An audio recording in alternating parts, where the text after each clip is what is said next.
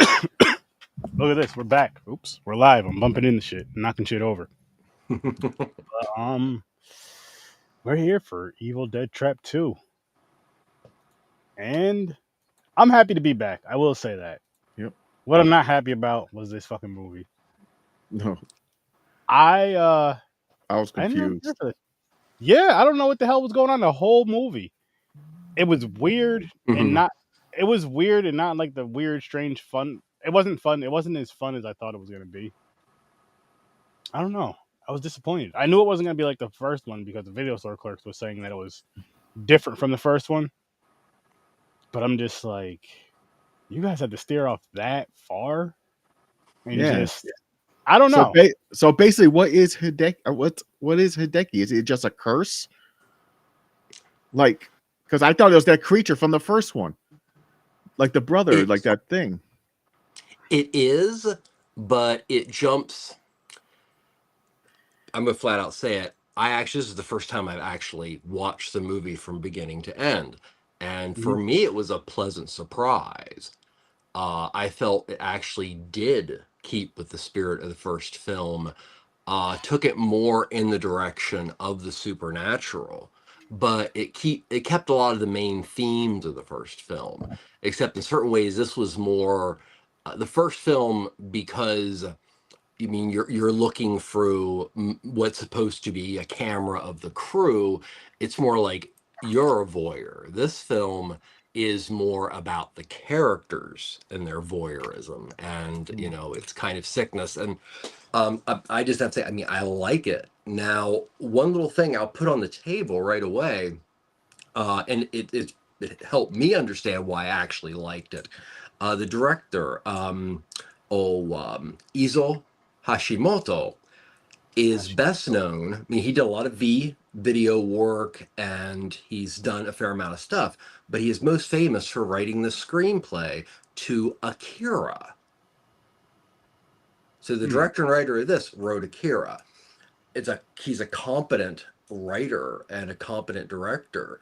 And for me personally, I thought it was a logical progression to keep going more into the supernatural of it still being a trap, but it being more about the traps of the mind. Because yes, this is makes no sense at all. It literally it's a clusterfuck. But I'm Mhm. gonna argue it's supposed to literally not work. Okay. Um, so that was my take. Now, James, what do you think of it? Because I was okay. So that's where I was lost. Because I was expecting from some type of continuation from the first, like that creature thing. I thought it was like going to come back, like go into somebody else or something. Well, it Mm-hmm. started off where there's this girl. Was her Aki? Aki, Yeah, yes. Aki. So Aki, she's sitting there. Okay, I'm like, okay, what's up with this chick? I'm like, okay, so she's gonna be the main character, I'm guessing. So it's going on. Then she ends up killing people for I have no fucking reason Does why. she? Or does she? Exactly. I don't Yeah. know. She's sitting there smoking a cigarette full of blood, wraps up in napkins and a handkerchief. Mm-hmm. And I'm like, what the fuck is going on? I was like, oh, maybe it's inside her. But then she looked out the window. She sees a boy when she's watching the news and everything. There's a little boy drawing on the ground every video. She's like, the fuck? So she's being stalked by Hideki. Mm-hmm. How you pronounce it? Hideki, I Uh, believe. I could be Becky. wrong. Either way. Hideki. So I'm like, okay, but then for one, that dude. So then the friend and the guy. So that dude was kind of rapey.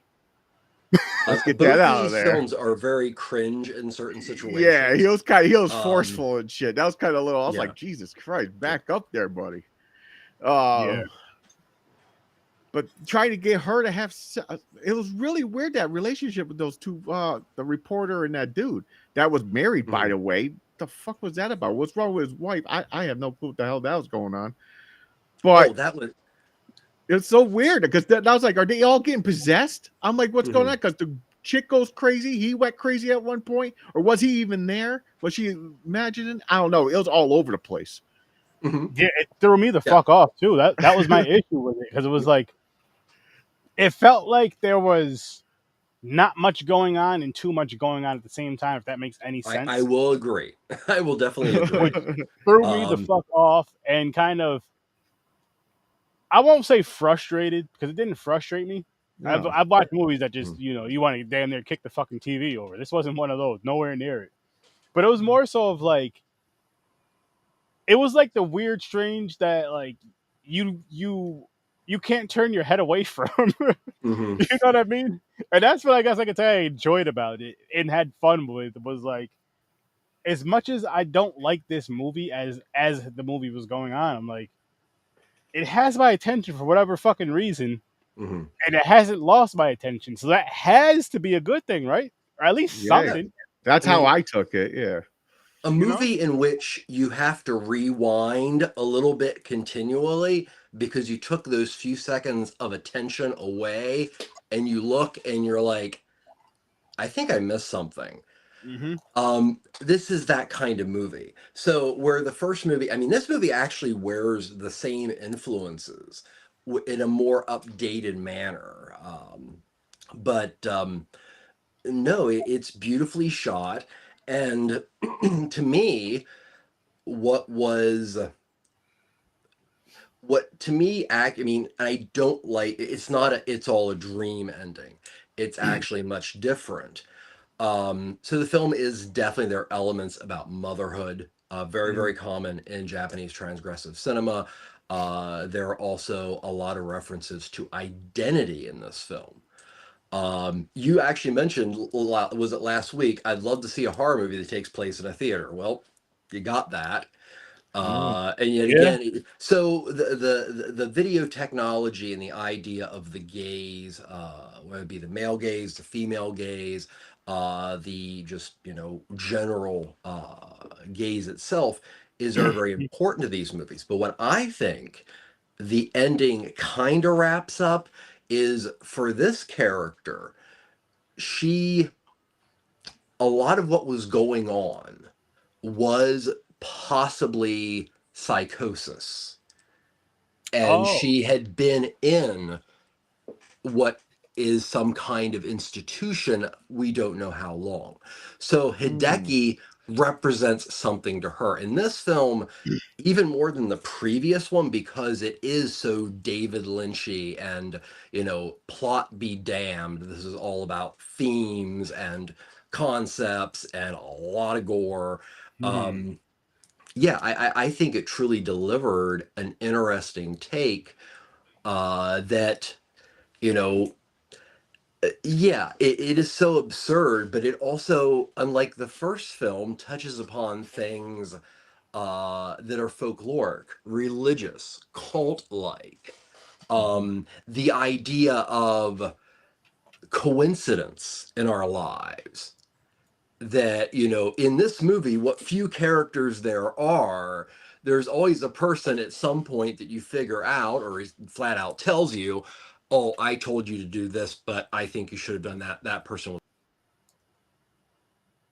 was crazy. So it's almost lighting yourself in your own mind, trying to fix the issue with her. We don't know. Okay. So I didn't think of it that way. No, not at all. So now that I think about it, you're right. She could have been in that at the end. She could have been in there. Just imagine all this shit through the whole process. But before that, though, it was just how everything was going in place. It was so weird.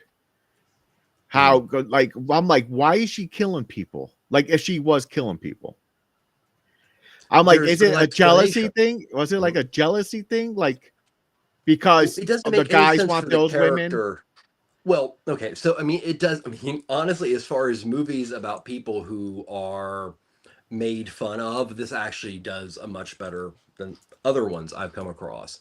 But the big thing with this is you don't know when the switch happens to reality and possibly some sort of psychosis. And that is one of the joys of the film. So in her mind, she has killed people, but there's no explanation. Hmm. It suddenly happens. Yeah. There's no motive. It suddenly happens. And it even brings in that element of, there's an exorcism in the film. Yeah. So yeah, which is absurd. But the idea that in the first film, okay, it was crazy, it was bizarre, but it was still meant to be happening. This is almost like she's a film. She's a projectionist. What if, everything that she's dealt with her entire life, which is her best friend telling her horrible things on a continual basis, but her self-identity is whatever. Now, put that on overdrive with whatever possible mental illness or other trauma we don't know about. Together, what if she was watching Evil Dead Trap and Hmm. got lost in that idea while going into psychosis, or in some Hmm. cases trying to get to crisis, or being picked up to go to crisis? Hmm. I mean, like the boy, she sees him in the theater, but nobody else Hmm. ever sees him. But it's done in a way that you kind of really want to believe her. So I mean, to say that it's unsuccessful, I can't do that. I have to say I like Hmm. the movie, but to say that it's really different, slightly difficult, and really doesn't care about narrative is totally true. So, Didn't they mention the Emmy mentioned to Aki oh, that she at one point said that you had a miscarriage or abortion or something? hmm, So was she going through trauma of that? you don't know. It's actually in the film. Emmy implies that there was a situation with a possible child Hmm. connected to Aki, and then proceeds to make a statement that will make people feel that she has also done certain things to whatever. Which I have to say, it was presented, even though it was important, it was presented in a very matter of fact way, which was very, very good. But that's another thing about this movie. You really can't take a clear reading of what its intentions are potentially politically at that time. Hmm. But it definitely is. I think this particular film is supposed to literally just be, the fruit salad of all the trauma, all the heartache, all the issues with identity that Aki is dealing with, and somehow it manifests through Hideki. Hmm. And that ending, that's my interpretation of the film. Okay. Because that's Is what this I was something? trying to figure out through the whole movie. I was like, so if it's not continuing, he's Hideki's a monster. Is it like a curse? Is it something like latches to him? Is it like a disease? Is it like what is going on with this? What does Hideki mean? Why is it different in this movie than the first one? So I was going through this whole thing trying to figure out what the fuck is going on with Aki. So I was like, I okay, was like, so one okay. thing that I noticed, so when she goes to the shaman, we'll say, for Hmm. now, Hmm. and everything is said, she references a wolf. Now, in a Japanese culture, the wolf is a very, very strong animal and is depicted throughout the tales of Genji and etc., etc., etc. But a fox can be the purveyor of good luck, bad luck, almost Cool. always as a shapeshifter. That in itself brings just this little tinge of Japanese folk culture into the film, which would yet again make sense. What's all going around in her brain when it is overwhelmed by whatever she's dealing with? There's going to be elements of that, but also in itself, it still puts its toes in the supernatural and kind of like, we're not going to take that away from you, because there are honestly times in the film that I was like, are they trying to make a franchise here? Hmm. And then other times I was like, oh, Hashimoto is just having a hell of a good time playing with the killer kid trope. Because technically, it's built up that these films are about killer kids, but it's a totally different take. So, Okay. Is this something you'd watch again, Trevor? This film right here? oh yeah, definitely. Definitely. Yeah.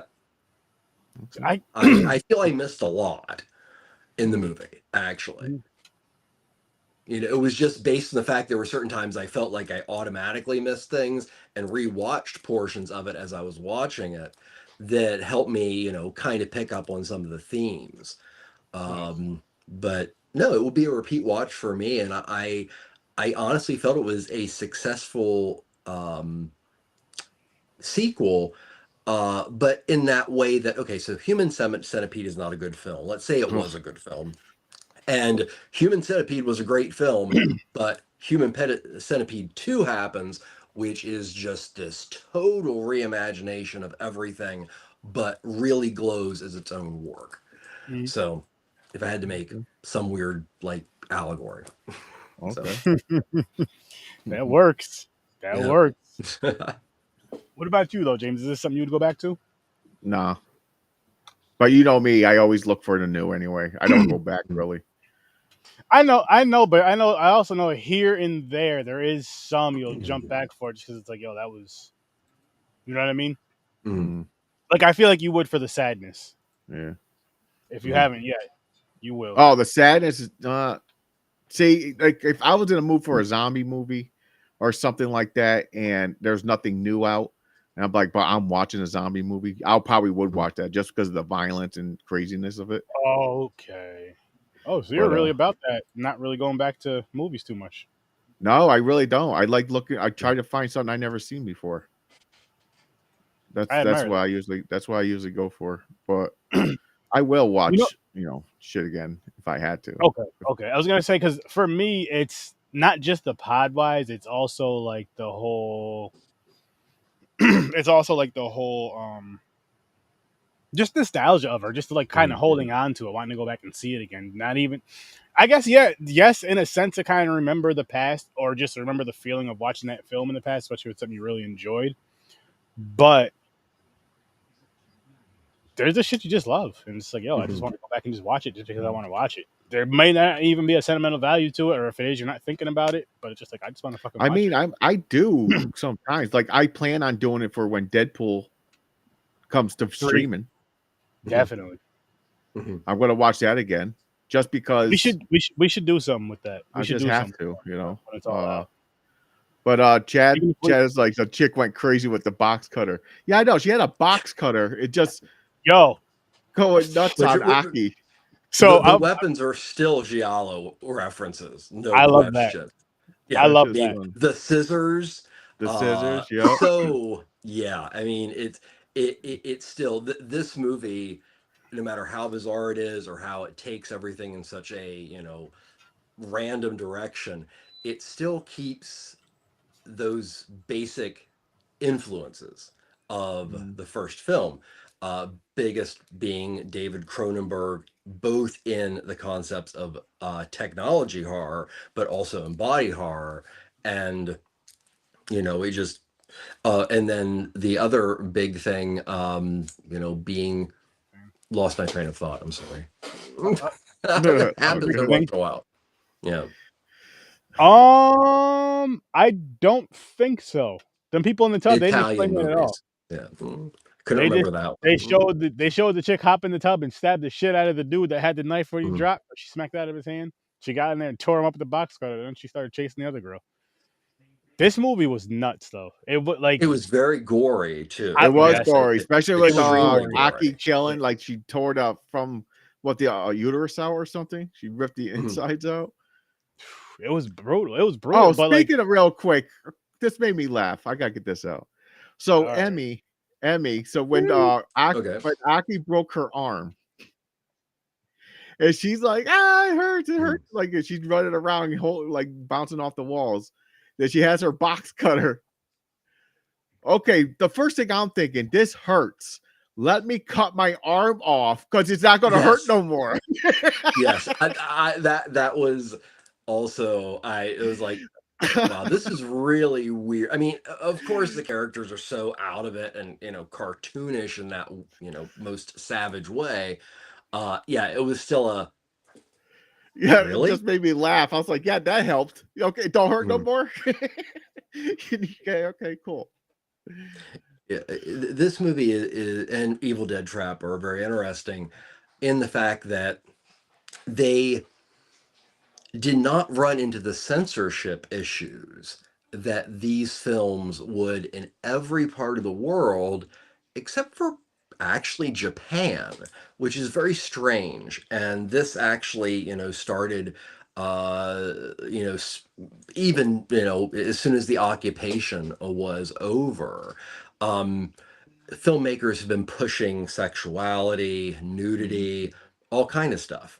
And somehow, in some way, a nation that is built on being reserved, being repressed, especially under feudal laws, would also be a culture that would go, oh, okay, yeah, well, you're not really doing anything wrong. We're actually open to you doing something weird, different, and bizarre. Which is kind of how the censorship board went. I mean, of course, these movies ran into issues, but nothing like other countries. Now, the funny thing about, well, not the funny thing, is the bad side of it is there are a lot of creepily graphic films that were released, pretty much to video, but it goes beyond it. But Japan is that land of a billion subcultures, and even though technically it was the most repressed in the least number of years, it with open arms express your subgenre, and they've done that with film. The running joke is, and to this day you still have filmmakers do it just because it was done at all. The only thing they ever really asked were like, okay, pubic hair, body hair, that has to be, you can't show, you can show it but you have to blur it out. And that was basically it when it really came down to it. I mean, there are a lot of censorship things, but in comparison, yeah. And that's how a lot of the extreme cinema started coming out of Japan as early as the late 1960s. And filmmakers just kept pushing and pushing and pushing. And yeah, I mean, so, but it's interesting because this film and the last film still, even though Ring was based on a book, yeah, I think they definitely influenced the author of the book, if nothing else. So yeah, it's a strange cinema with a strange background, but it always seems to have this element of fun to it because it's so different. It was, yeah, like I said, it was a weird fun, not necessarily like a good, like I would come back to this fun, but it was a weird fun, and just I think the craziness is what had me hooked. The violence in it had me hooked in it, and then so I'm like, my wife was like half Excuse watching me. it with me. My wife was like half watching it with me, but every time she looks up, those Okay. two chicks are fighting. And at one point, it's towards the end of the movie, she's like, "These bitches are crazy." I just started laughing because they were fight. It was when they were fighting with the box cutter and whatever other weapon the other chick The had at one point. scissors. Oh, they were just rumbling through like. But it was such a cool like. What I like about it too, because you mentioned the scissors, James, and the box cutter and stuff, is I love seeing fight scenes in movies all across the board, every genre, with stuff like not necessarily box cutters and stuff. It could be swords and all that stuff as well, or hand to hand combat, but martial arts more style than guns and all that shit. Because it Mhm. just takes it's boring to me. Mhm. Here and there, it's not bad. Again, especially in like a martial arts movie because they do some cool shit with it. They might do like a backflip and some spinning kick shit, and then shoot you. They're not gonna just bing. That's boring. Well, that's why if I'm going to Guns are watch too Kung easy. Oh, I In was the going to movie, say, yeah. Yeah, that's why if I'm going to watch Kung Fu, nothing against the Shaw Brothers and some amazing films, but I will always find myself watching Japanese Kung Fu and Japanese martial arts because it is a more savage thing. I mean, uh, you know, God bless Jackie Chan, but it's Sonny Chiba all the way. And he's an interesting idol of Japanese cinema because he just like represents over the top, which Mhm. it is a legitimate area within, you know, the arts and media and everything in Japan. I mean, this is the country that would put naked people in glass cages and put insects on them on game shows. That Yeah. is Game shows And like those were like primetime game game shows are shows. crazy. Yeah. Was it like the So, you Gong know, Show or something like that? well, it was like it would be the Gong Show if done by a true sadist. It's But crazy. no, it was like, you know, the precursor to the Ultimate Warrior challenge games Yeah. were actually these really weird, bizarre, sometimes sexualized just because I they gotta were look it up. so. Actually, I Yeah, I mean, gotta I don't find know if you're stuff. gonna find much of it, but you know, 1990s Japanese game shows, and you will just it's some crazy shit. Hmm. They don't give a I've shit. heard of stuff like that before, but I've never Yeah. checked it out. I never even thought of really checking it out. I'm just like that's Mm. crazy. It was like Or it's kind of like a mixture of like it's like Fear Factor, like before Mhm. Fear Yep. Factor in some Hmm. cases. Yep. I totally forgot about Fear Factor, but that was one of the Yeah, first US ones yeah. It's like Fear that went Factor that mixed way. with fucking Wheel of Fortune. Hmm. yeah, fear of fortune. That's the show. Make it happen. Get electrocuted and shit. Well, I mean, it's very, you know, I mean, these films make a Fear of very overt statement about media. And it's also very interesting that, you know, if not the primary protagonist, or at least one of the protagonists, is, you know, their life's blood is media. And I just find that fascinating. Um, you know, one scene that really stuck with me in the second film was when Aki is at a party and they're all watching this video, which it was not the original actress, but you almost at times it gave you this feel of the original footage or like footage that was filmed post, and other times it just kind of took the film outside of the film.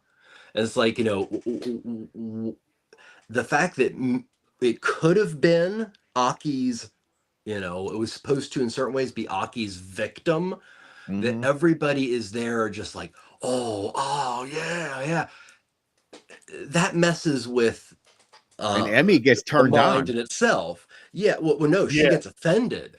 So it makes it even harder to believe she would do these things when she has a blatantly, I'm offended. It's not a, I'm scared. It's not that. It's like, and even though he's weird and everything and has all kind of other connections, that the character that is oh uh, Nadeki's brother in the Mhm. film does even point out that, you know, this is not the kind of people we want to deal with. Um, of course, it doesn't connect to his character, but still, it's more about her. So that's more and more why I was like, no, this is not her doing these killings. This is, you Hmm. know, at some point her mind and her life spirals out of control, and you know it's left to the viewer to, you know, what does Hideki mean when he's standing there staring at her in some sort of asylum. We Hmm. don't know. No. Okay. Yeah. I can't wait. I'm gonna spin the wheel in a minute, guys. I can't wait to see what's for Cool. next week. I wish they would release the third movie, because even though it has nothing to do with it, it was one of the popular films by the director of the first one, Hideki. Oh, And it would be like a cool box set because those movies you want them like that third movie that or makes no sense but you've got to have it because you have to have all of them. I wish That's they would crazy do. how they do that. They're like, you know Mhm. what? We're gonna make a third one, but it has nothing to do with the other two. We're Yep. just gonna steal the name, basically. use the name to get the attention.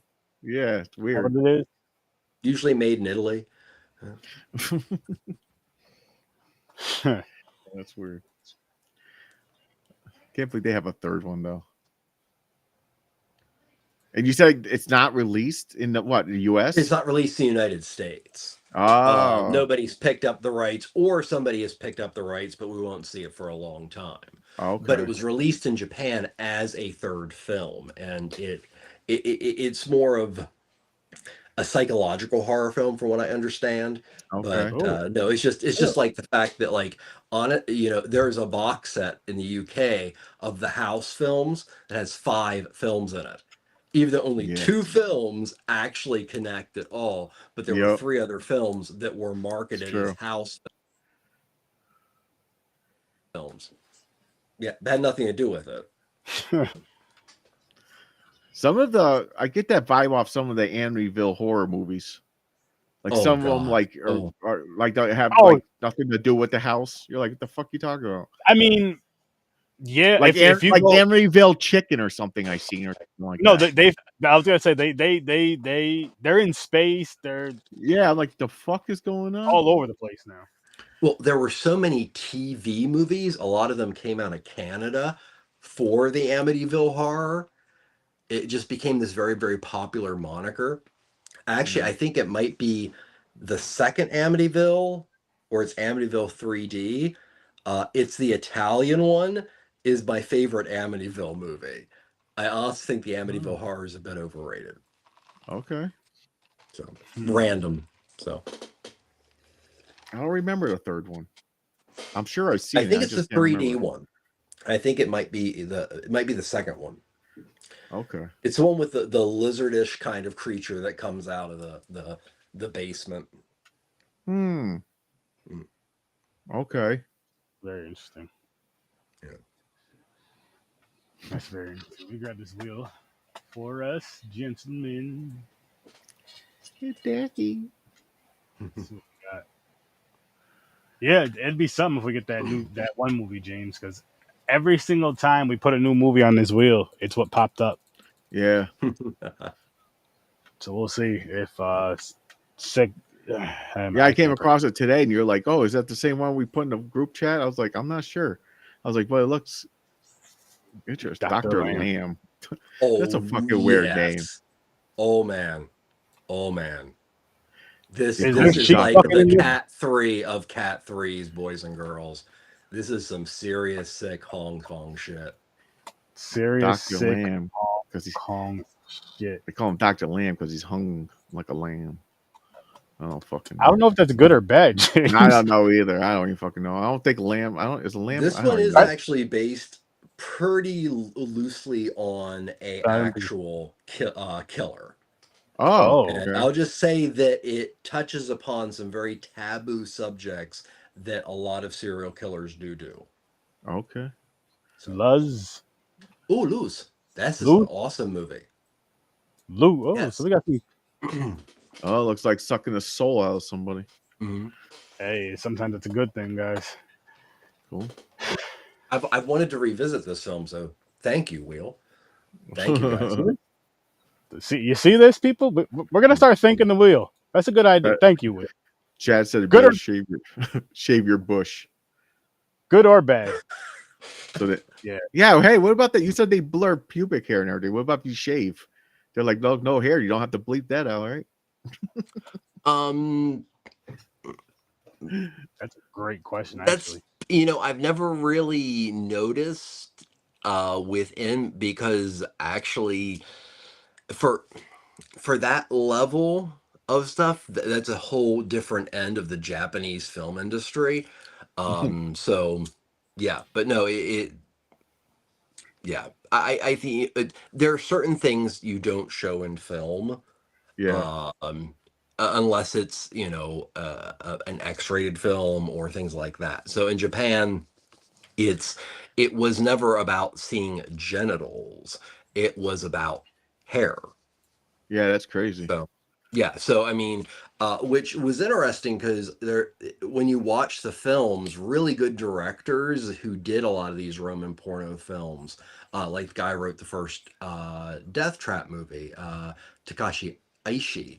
Um, yeah, I mean, they got really creative. Like all kind of like, as far as like a chair just at the right angle or, whatever shadow. I mean, it was really cool, but then a lot they just would like blur out on basically. And what a lot of, companies have discovered is it was in the main copy. Like they were like, before this goes, so there aren't like copies out there without the blurring. Mm. But, oh shit, Yeah, which kind of sucks actually. So, that's they always got to ruin stuff for us, Trevor. It's Just put it out crazy. there. It's crazy they do that, but Japan is like, you look into it, they're like one of the freak. They got like basically an area, like a city of freakiness. Like they come up with the craziest shit, like sex wise. Like this, they like. they didn't say come up This with comment it, is for but you, James. This comment is for you. Oh, I know. I see it. And I laughed. I chuckled. hey, bud. But yeah, Japan is wild. They got some crazy Mm. stuff over there. They Oh, don't hell care. yeah. They'll do anything. And I mean, you got to respect it though. You got to respect it because I mean, for the most part, we all enjoy it. Mhm. We enjoy. So that says a lot about if we're enjoying that shit. That says a lot about us too. What it says about us is we're all the fucking same. We're just different colors and all that other shit, Mhm. shapes, and sizes, and there's a certain group of us that likes the same shit with film. And hey, I think that's dope. I always wanted to go to Japan. Same here. Japan, it's always been a bucket list. Like, And one of the main reasons is because there are so many subcultures that are very, very healthy in Japan. And there's this acceptance that Mhm. is not something of the West of a lot of subcultures. It's much more a, live and let live culture, which is very bizarre yet again because of cultures that are functioning today or nations, it's the one that was, under like the most like rigid feudal repression. You don't express yourself. I mean, of course, you did, but it was it was a repressed society. And it's just bizarre how open and how celebrated it is. Do your weird thing. It's also interesting as a country that in a very, very short time it allowed itself to look at itself in a very critical way. um, and that's impressive in the short amount of time when you look from the war to the 1960s.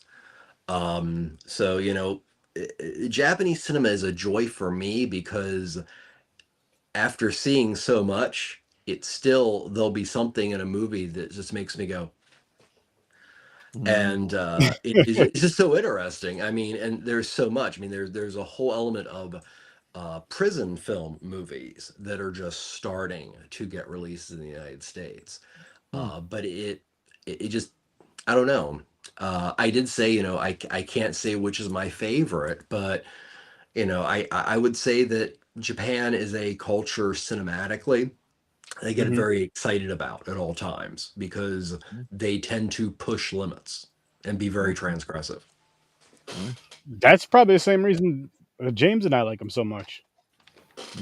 Is they push exactly what you just said. Exactly Mm. what you just said.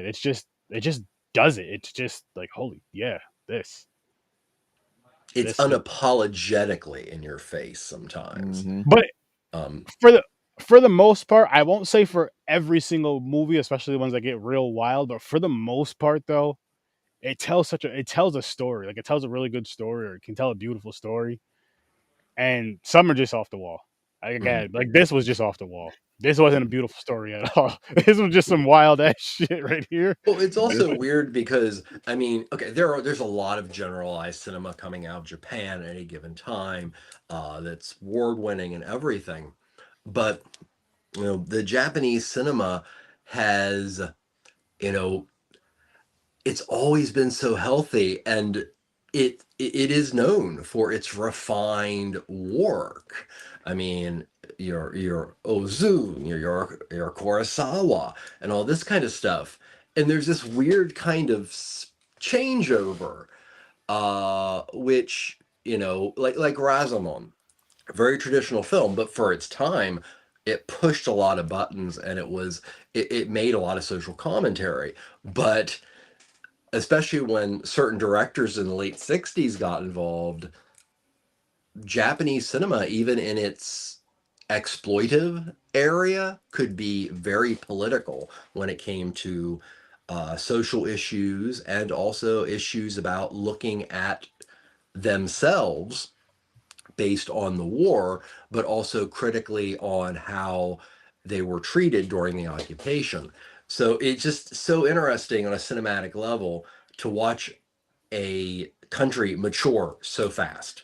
Yeah, that's awesome So, too. yeah. That's awesome too. We can learn a thing or two for 3 or 17 or more. I don't know how many. I'm not even gonna count, guys. I'm not even gonna count. Holy shit, James. Yes. What's the latest horror movie you watched? I watched today. I watched, of course, this, but I also watched. Came out this year. I think it had to go straight to video because I never heard of it. It's called The House on Laura Ann Drive. Mm-hmm. It's basically a haunted house. Mhm. Not the greatest. It was like an hour and 18 minutes. But I was like 2024. I was like, oh shit, new horror movie, haunted house. I was like, cool. So I'm thinking like something like Conjuring going on. I was like, oh, maybe this is gonna be really cool. It was just okay. You could tell it's like it has to be straight to video, on demand type situation. Yeah. How about you, Trevor? Oh, of course, I watched this today completely for the first time. As far as a horror movie, because a lot of the ones have been connected to these podcasts. Mm-hmm. I'll say just a film in general. Film in general for you, Trevor, because what did I say? I Really like.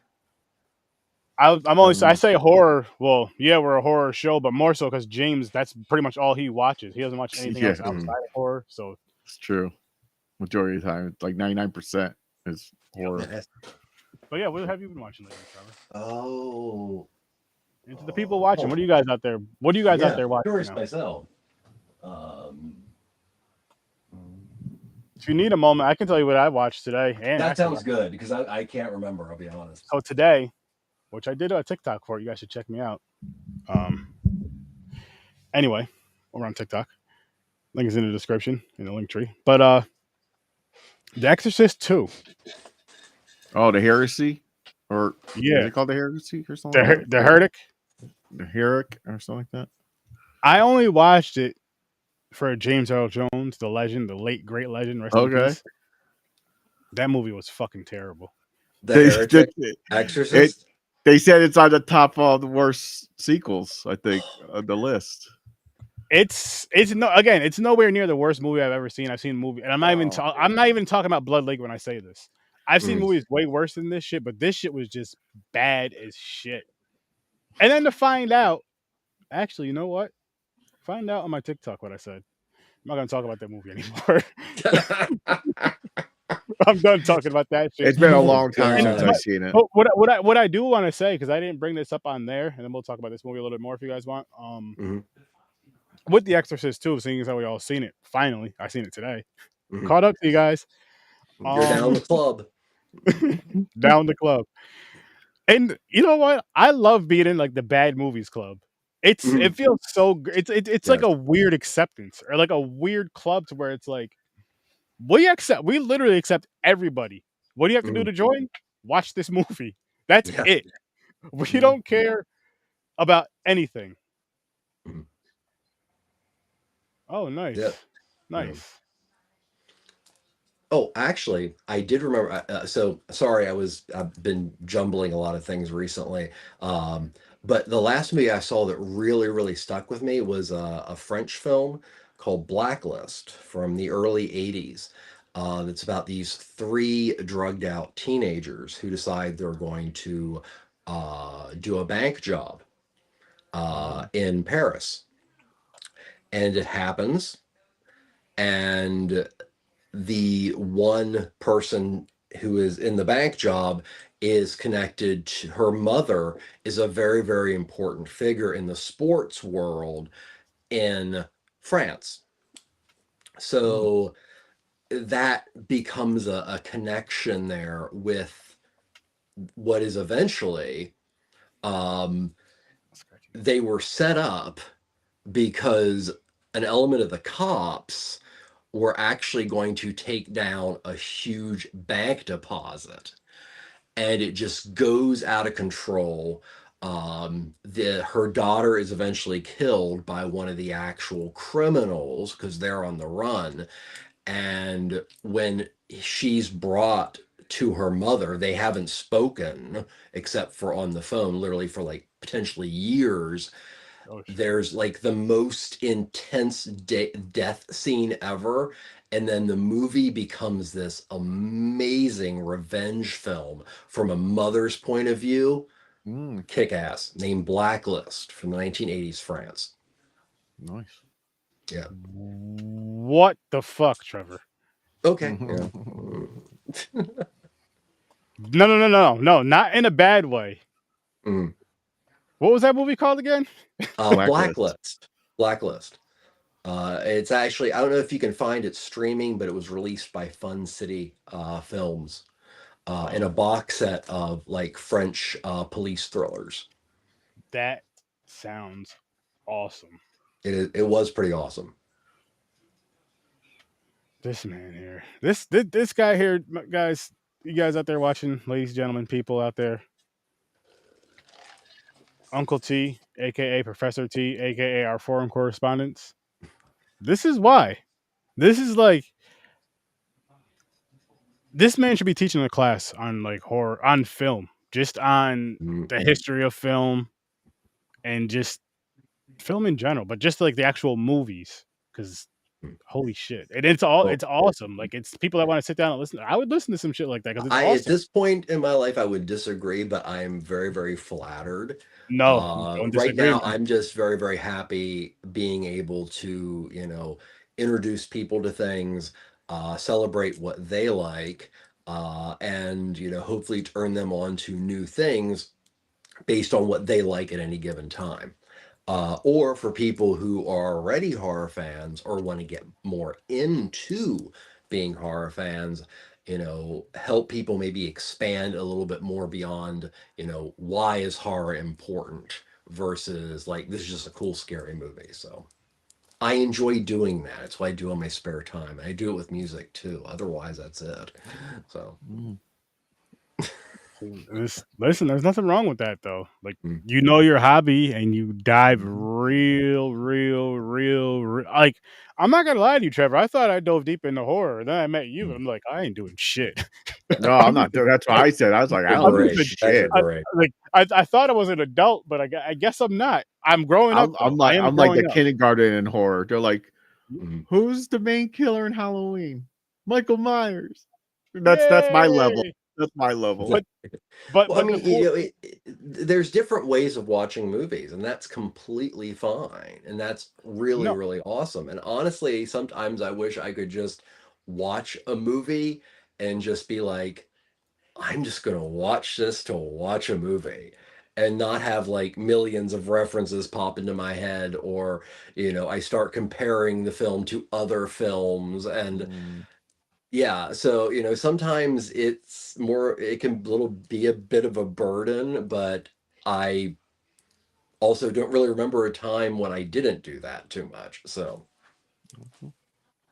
see, and I just think it's like one of those like, oh shit, this is it's Too bad, dope now. too bad all of it can't just combine where you're like your brain does that, but it's also because you want to watch the movie, you're just watching it to watch it. I see You what you're just saying. want to Like, sit back but for you're- for 90 minutes and go, Leprechaun in space. No, oh no, you no, don't. no, I know. no, no, I no. want to, on that level, I want to just be able to, like, No, yeah, I you mean, don't. so No. I mean, listen.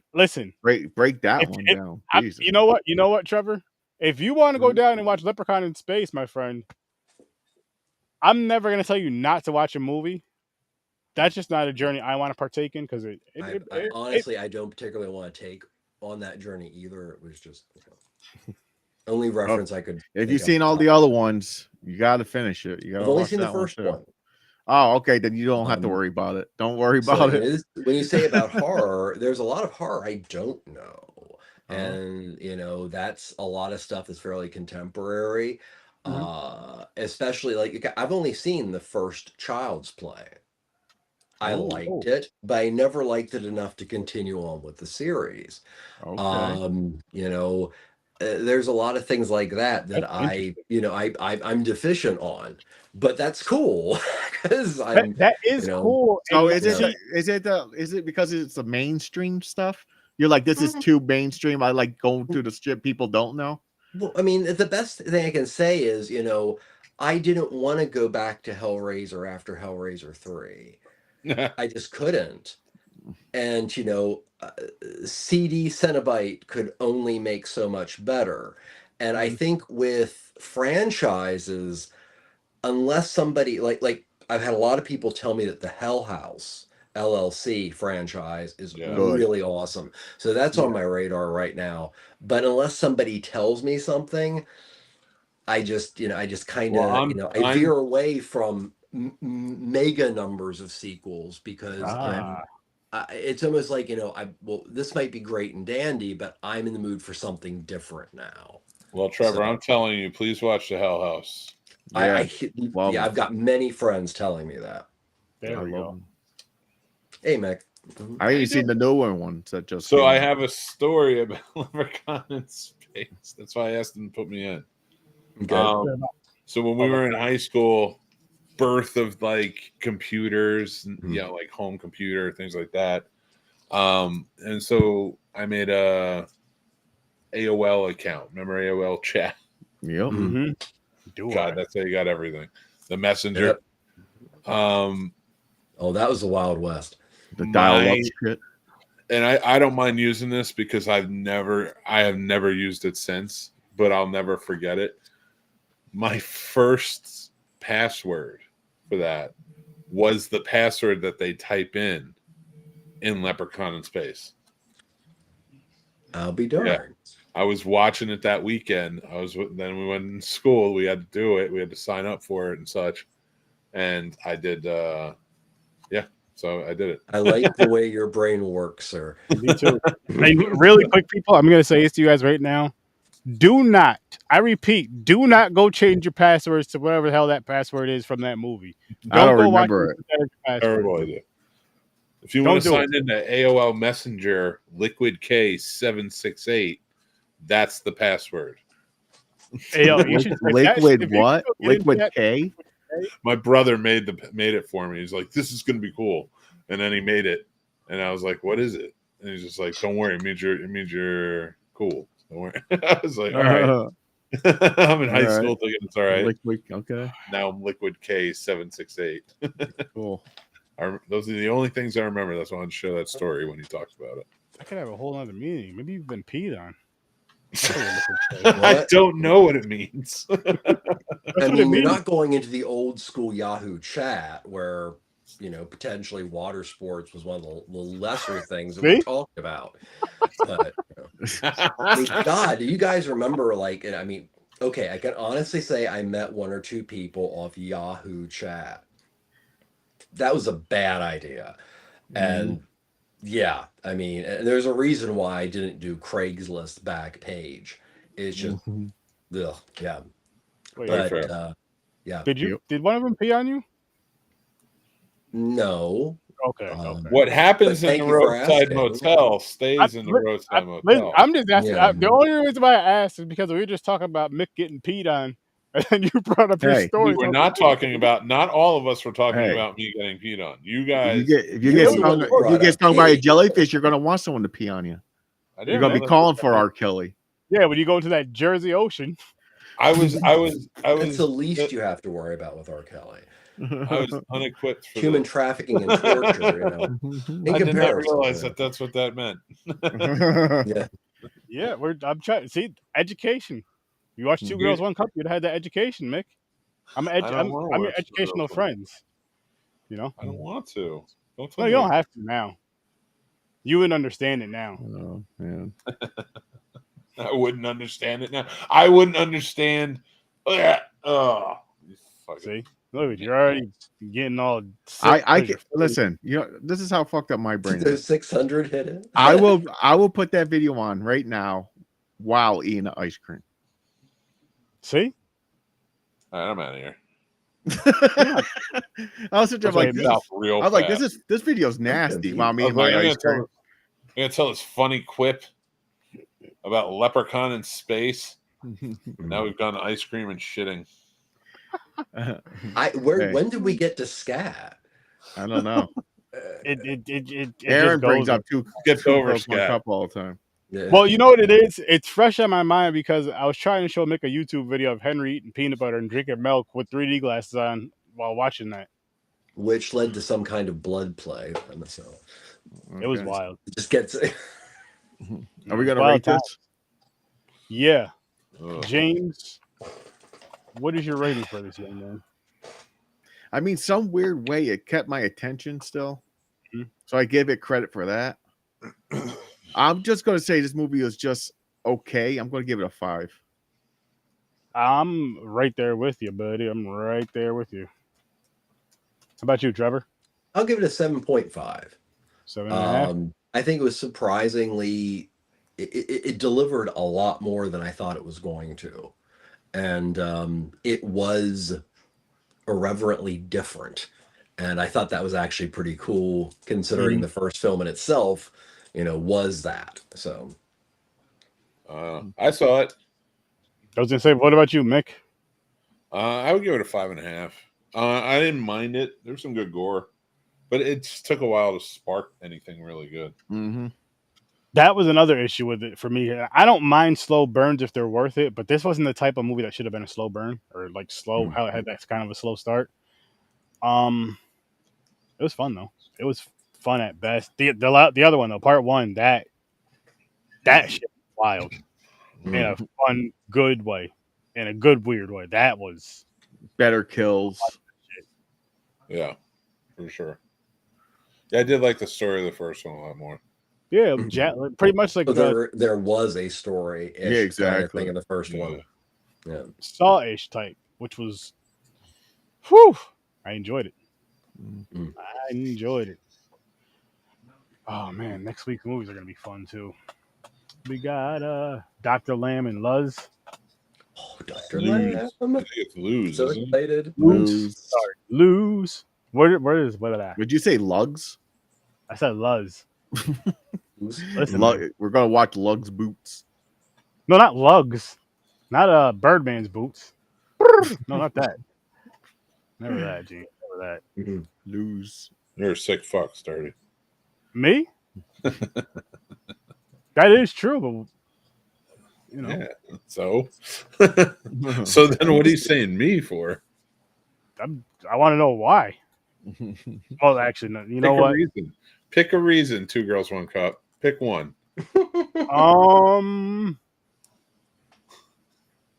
Well, Nick, I know someone who has that cup, and I can get it for you if you want it. Oh no. How about that? I came in at the wrong time in my life. I'm too old. Make I'm just excited I get to talk about Cat 3 Hong Kong films on Tuesday. So That's all. That's awesome. Hell yeah. Hell yeah. I love the excitement. See this? You should explain, Trevor, explain Cat 3 to everybody. okay. So in Hong Kong, there was a rating system that was adopted late 80s, and it was called Cat 3. So Cat 3 was basically a ratings that you received that was like an X. But in the Hong Kong market, X-rated films could still get a release. So a Oh. lot of them were quite successful. But this also includes movies like the Ebola syndrome, movies like The Joy of Torture, uh, The Untold Story. It's endless. But Cat 3 gave filmmakers, especially one who was very popular, and that's Danny Lee, who's in Dr. Lam. I mean, he was an A-list actor, but he was also key in making some of the most grotesque Cat 3 films. I mean, these are extremely transgressive films, and also almost as a whole group have a very political punch to them about Hong Kong. But no, this is one of my Dr. Lam is one of my all-time favorite serial killer films. Oh. It takes a very different stance on telling the story, but it also is a pretty big taboo breaker. Okay. It's coming And up. I'm not talking about pee. So. There we go. Not pee this time, people. We're not talking piss. Jesus, look at that poster. That's an interesting poster. Touch And then it. for Thursday, boop, Loose. Soul Very Suck. cool movie. Kind of looks like a Michael Myers. A little bit on the left. Looks like some kind of fucking succubus or something sucking the life out of something. See, I get the Michael Myers mask. Listen, If stop this blaming is the succubus. loose that I saw, don't be expecting a linear plot line by any stretch of the imagination. That's fair. Oh, it says right on the cover, demonic possession. So, Great. Haven't had enough of that lately. I know. hey, I love that's my category. So, bring it So on. keep watching Evil. Trust me. Oh, I know. I'm watching Dude, it. I'm on season 4 right now. Oh my god. Damn it. You're way past me now. I binged. It's so fun. It goes bonkers in season 4, and I'm mad they canceled it. They're really trying to bring it back. I know. I hope they do. Hardcore people are trying to There's a bring it big back. fan push right now Yeah. to get it picked up by somebody. Yeah.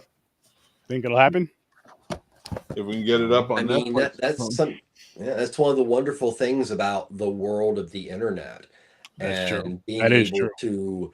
to, gather and literally, binary numbers almost, if you have enough people literally clicking and supporting, somebody will go, oh, well, we'll just pick it up. And Yeah, that's money right keep there. Look at going all until those it's millions not of people that want to watch monetarily it. Yeah. viable. I Exactly. mean, yeah. So there are several series that exact thing kept them going. Supernatural Yeah, came back like exactly. 3 times.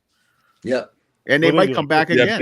they always came back by the same network. Like the network, Yeah. like they were on The Verge. And actually, I remember when Supernatural, there was like a 2 or 3 year stretch where they put them on the Death Friday night, and Mhm. it turned Friday night into this big watch. Mhm. That they moved. That then Mhm. after that, Supernatural could do no wrong. So like seasons 9 through 15, it was a lock because they used Supernatural to bring in new shows that they wanted to do well. Yep. Mhm. And that's that. It's testament to how good that show was, in my opinion. Mhm. That's smart. Then they did the spin-off with the parents when they're You don't at- really get that with not the streaming same. though, now do you?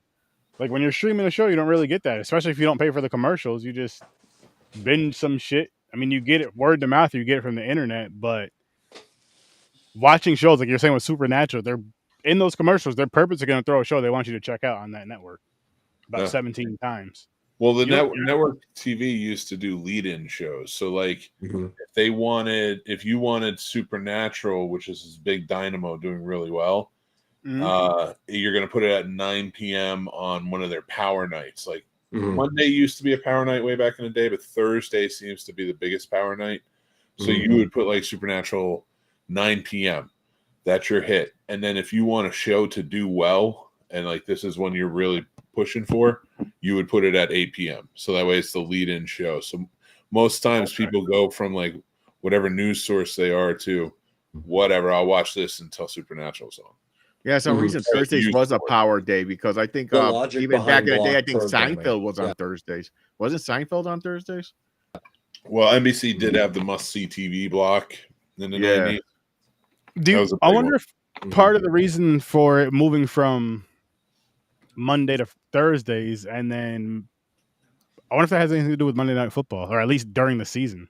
Well, football's huge for it was huge for ABC for the longest time. Humongous Well, a lot of for me. TV shows will go on. I don't know the time frame exactly. What they used to call it. What they call it?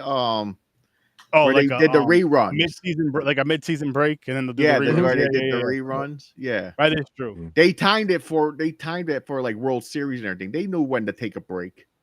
Oh, well, So because they know they're gonna fucking lose money. I'm sure you all remember back in the world of network television where, you know, it had to cyclically run that your new shows would be at a particular time and your other popular programming would be at a time in which you would rerun those shows. At that time, you could do production and best case scenario. And this was done up till, you know, where, you know, cable went from any concept of block programming to it's just on demand.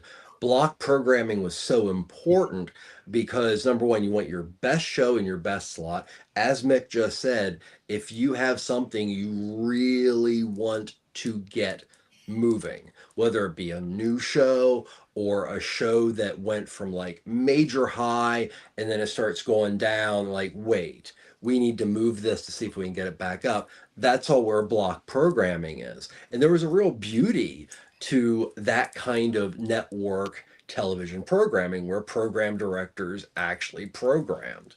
So. And a beautiful part about that, especially with must-see TV and how NBC did it early on too, in the 70s all the way through, it became late 70s, I should say. It became a block of sitcoms. Mm-hmm. And when that happened, you had all these powerhouses on Thursday. So Cheers was a powerhouse at 8 p.m. on Thursday night. And then when the Cosby Show came, and that started on Tuesdays, by the way. And then came the Thursday night once it became a powerhouse at 9 p.m. And those were the two, you put your powerhouse shows at 8 p.m. and 9 p.m. And then you put your newer shows you're really trying to push, or shows that maybe aren't doing so well at another slot. They'll put them there and try it because a lot of audiences will just, if the laughs are going, they'll roll through. Like, oh, okay, yeah, I want to watch the Cosby Show, and then I want to watch Seinfeld at 9. You know, like whatever you have in them, or Friends, or whatever. It makes sense. I was tired after watching the Cosby Show. Cosby me. I'm not going to make a Cosby joke. Not going to do it. No, that what I will do. Just way too easy. No, going off of football too, like Sunday, so not Sunday Night Football, but after the games are over. No, Sunday after the regular games are over, because they're over around like 7 something. The Simpsons on Fox. It'd be the Simpsons and Family Guy. Oh, yeah, Fox had their cartoon lineup, the animation lineup. And if you're watching an NFC game, which would be on Fox usually, it's boom blasting it. And I'm a Niners fan, so of course, you know, it's blasting, boom, boom, boom, boom, boom. I forgot what they call it, like something animation, something. It was like something. Well, now they do. They call it like Sunday night animation or something like that. But it's Fox literally changed the game for Sunday nights because everybody else was doing like movie of the weeks and stuff like that. You know, ABC's, NBC, CBS. They were doing those. You know, you had a lot of other. Like Disney had the Disney movie. But there was, Disney movies would play. But there wasn't sitcoms. And then when Fox introduced it, they made Sunday night a block of sitcoms. And it makes sense. It makes like, I feel like if you're going to do still hold that down, like nobody else could master that now. If you're going to do a movie night, I feel Sunday is a terrible day to do it, just because you feel like, say you're starting the movie at 8 o'clock. There's still people like, listen, I got to get up. And yes, I know I do a watch party at 8 o'clock, but listen, you're doing that from your own home. You don't have to show up if you don't want to. But you're putting it on network television. And it's like, I'm not saying people aren't going to watch it, but Sunday's kind of like it's football day. Then it's like I just want to watch something that's gonna make me laugh real quick. It's The Simpsons or some simple shit for me, at least for me. And a lot of people that watch that with, we just go right into watching The Simpsons and Family Guy because it would be fucking hilarious. Didn't really feel like watching a whole movie. You just watch all the hours of football, basically from when you got up in the morning and turned on ESPN or whatever else till you fucking went to bed. And that's if you don't watch a Sunday night game. If you watch a Sunday night game, you're damn near up till midnight. You have a long day. I But if gotta you have that start little watching block Simpsons of again. Family Guy, I gotta see if they're gonna play an episode tell me the lotto numbers because all their shit comes true. You know, it's kind of funny. Anybody from 25 and below, Mick, you could have explained what you just explained. You explained it extraordinarily well about networks and how networks, you know, looked at audiences. And the answer would be, why would you move the time of something? Yep. And because that's part of like it's television lore now, where you know every show on every network was on at a time for a particular reason, and it was all economic. And nowadays, in a on-demand society, that You really watch doesn't whatever you want. exist. I mean, the big three and Fox still exist, but they also still live in that, you know, well, you can watch whatever you want to watch when. Yeah. I see, and don't get me wrong, I love the streaming era, but sometimes I just miss the old school ways, especially with like shows to where it's like I don't always have time to sit down all day and watch or all weekend and watch, you know, the first season of this show that just dropped on Netflix versus when it dropped weekly, it dropped episodic, you know, once a week, and you have a whole week to watch that episode. Where you know what I mean, you have that whole time to watch that episode, and then you have the whole time to have that conversation with others. Versus this motherfucker watched the whole, it's like they watched the whole thing and they're talking about it, and it's just like, I remember when they started streaming with Netflix. Remember when the shit was streaming, and you're like, DVDs. wait, and you start watching a TV show, and then you're like, oh, an episode, okay, cool, and your mind is blown that you can watch the very next episode right after, you know, because you're like, not because it was so much, because like you did have DVDs where you could do that, but like just right there, like you have everything ready to go, like there's not even a skip or you know you got or something like that, like it was so bonkers to me, and the fact that killed the, you know, like the rerun era, like that's that whole like, okay, this is going to play throughout and then you have to catch it or you're going to see it in a rerun. Oh, on demand's here now. It's so crazy to me how we lived life. I know. On it was TV, simpler back then. Just even in the 80s. It was simpler. It was so much simpler because you knew what you had, or you like it gets difficult, not pod days, not days like that, but it gets difficult like when I just want to throw a random movie on at times. It's because you have so many fucking options, which again, I'm complaining, but I'm not, because I do also love having so many options, but I do miss the days of where it's just like, all right, you only have the same 47 movies you had, and there's only the same 27. Oh, wait, actually, there's a new movie coming on TV tonight. Let's watch that. Well, you know, it's weird. You mentioned, you mentioned Netflix. You guys mentioned Netflix and streaming. I remember signing up for Netflix when Netflix was literally, you only got it in the mail. And one of the cool things about Netflix at that time was you could put in a queue any DVD or at one point Blu-ray that you wanted, and their catalog was deep, major deep. You might have to wait a while, but that was part of the cool thing, because you didn't necessarily know until it dispatched what they were going to send you. So it also was really, really cool when you got like, oh wow, I had no idea that I'd finally get this movie. And there would be, especially with popular titles, you put in for a popular title and then you get one, and then the next 5 are deep catalog, and then you get the next one. And to me, that was fun. And I actually held out to the point that I didn't subscribe until after they stopped doing any form of mailing to Netflix. Oh, damn. And also, when they first started in the preview, the library sucked if you were a film lover. It looked cool online, but when you were looking for certain titles, nah. I mean, it's Yeah. gotten better, but yet again, that comes to that argument of the license. I mean, remember when. Oh, sorry.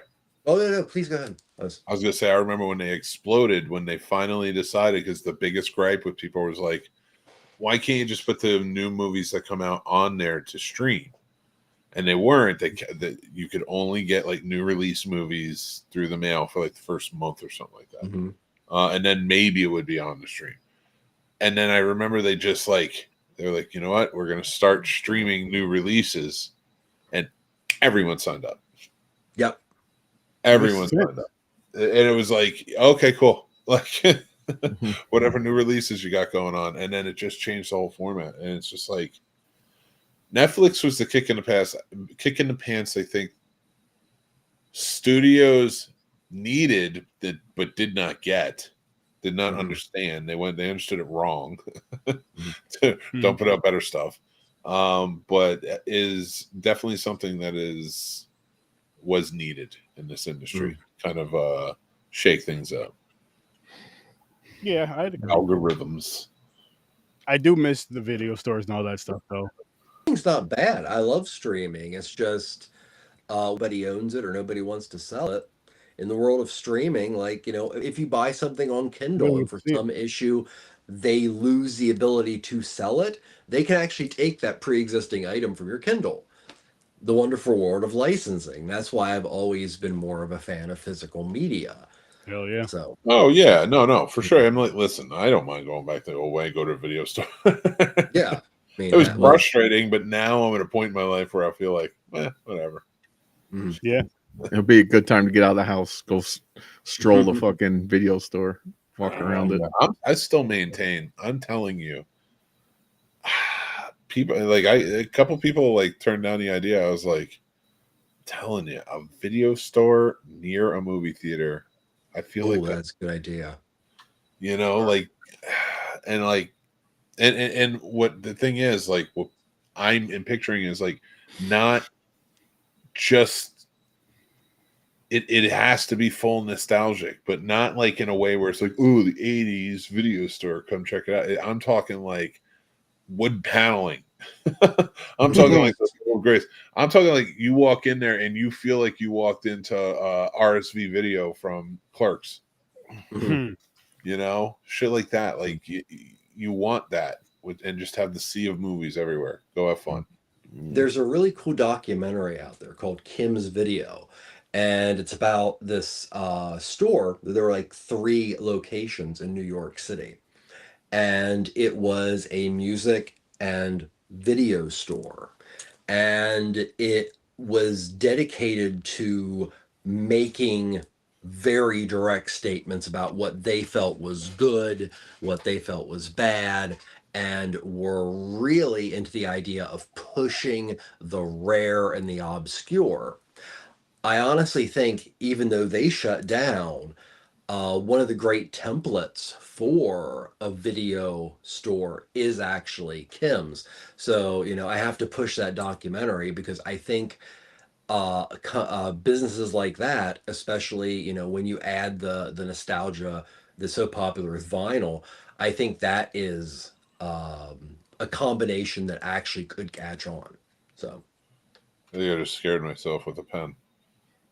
that sucks. Start hitting, didn't it? I listened to everything you just said. So like I was fucking around with a pen, and then it like fell, and I was just like, "Oh shit!" Scared himself with a pen. Holy shit! I was intently listening. But we are going to get this going, guys. We're going to wrap this one up. Just a reminder of what's coming up next week. Bam! Dr. Lamb. There you go, Dr. Lamb. Dr. Lamb Chop. And that's on Tuesday, by the way. Tuesday, 8 o'clock Eastern time. And next Thursday, boom! Can't wait. Can't wait. Hope it's fun. People, check out Ambassador Radio. Check Thank out you. the King Knobs. Check out Popcorn and Pints. Of course, check out Horror with Sturdy. Every Tuesday and Thursday at 8 o'clock Eastern Time. Tuesday and Thursday during Sturd-o-Ween. And then we're going to be diving into some other stuff. But that said, I'll see you in nightmares.